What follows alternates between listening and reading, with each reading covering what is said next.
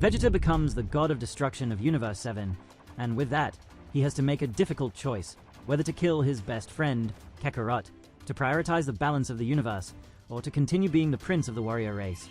How will he react to this pressure, to this new test, and why must he go to planet Sadala before making this decision?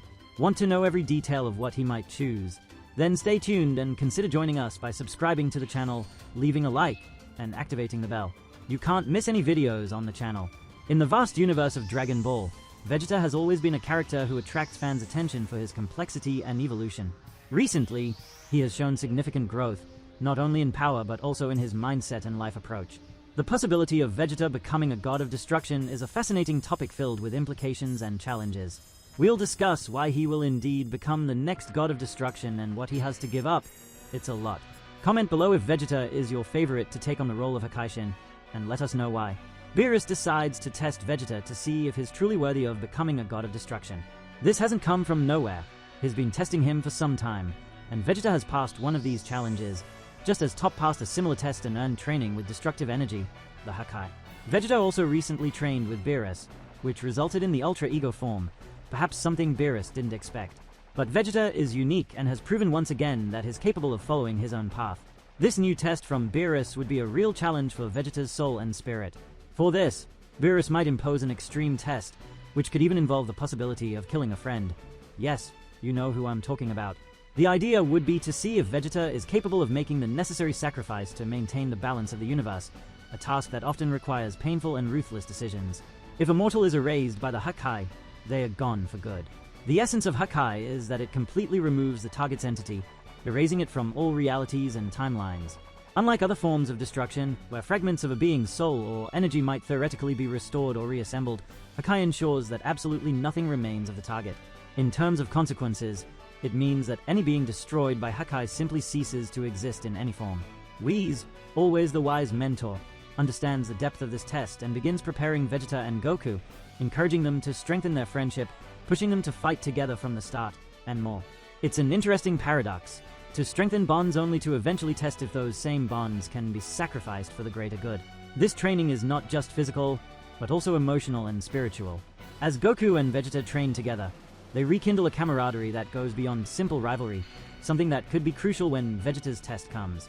If we consider Beerus and Champa's history, we might speculate that they, too, went through a similar situation. Perhaps they were fierce rivals in their youth, and Zeno, in his wisdom, appointed them as gods of destruction to prevent them from killing each other in a fratricidal battle, showing that even the current gods may have faced similar trials, even with their own kin, their family. As Vegeta faces this challenge, he must confront his past and his motivations. In recent chapters, we have seen Vegeta abandon the burden of his Saiyan heritage's negative side, keeping only its positive aspects, a significant step in his evolution. This abandonment is not just symbolic but a milestone in his journey of self-knowledge and redemption. Vegeta is restructuring himself, dealing with his flaws, and preparing for a future where he can truly forgive himself, the dark side of his race, and move forward. And for that, a trip to planet Sadala in Universe 6 could be a crucial moment for Vegeta. There, he would have the opportunity to understand more about the true origins of the Saiyans. Discovering that the Saiyans of Universe 6 can be considered the originals, the first of the race, would bring a new perspective for Vegeta. The distorted timeline between universes reveals that the Saiyans of Universe 7 advanced in power due to various influences, including Trunks' temporal interventions in Dragon Ball Z. On the planet Sadala, Vegeta could learn about the evolution of the Saiyans before they became the giant apes we know. This discovery would be fundamental for him, helping him better understand the essence of his race and fully accept his past. This deep understanding would be crucial for his transformation into a god of destruction, as he would need to be at peace with himself and his heritage. As he restructures himself, Vegeta also reflects on his training with Whis and Beerus. The achievement of Ultra Ego is a testament to his determination and adaptability. This form is not just a display of power, but also proof of his mental and spiritual evolution. The Ultra Ego, like Goku's Ultra Instinct, is a technique that demands a delicate balance between control and aggressiveness, something Vegeta has been learning to master. A detail I forgot to mention above, about the God's test, may not be something in the physical world. We don't know the extent of Zenoh's power, and even Daishinkan's. The test could involve killing Goku, but Vegeta would have to refuse to pass. It might be a double-edged test. Maybe Beerus and Champa had something similar, and even though they seem disunited, both have a strong bond, as Beerus himself asked Super Shenlong to grant his wish to bring back Universe 6 Earth so that Champa could enjoy its good things. Who knows? Right. But that said, let's get back to Vegeta, and about his actions since the Tournament of Power, which have significantly impacted his journey. During the tournament, he faced powerful enemies and made unexpected alliances, all in the name of his universe's survival.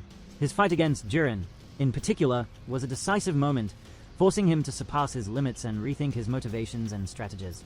In the Moro Saga, Vegeta had another opportunity for growth. His training on the planet Yardrat, where he learned the technique of spirit control, demonstrated his willingness to learn and adapt. This technique not only increased his power but also expanded his understanding of different forms of energy in combat. Vegeta displayed a level of maturity and responsibility that reinforces his capability to assume the role of a god of destruction, right there protecting the Namex, which was part of his atonement for past sins. If he once destroyed them, today he protects them fiercely. As Vegeta continues to evolve, he needs to balance his aggression with his sense of justice. A god of destruction is not just a being of immense power, but someone who understands the necessity of destruction for creation and balance.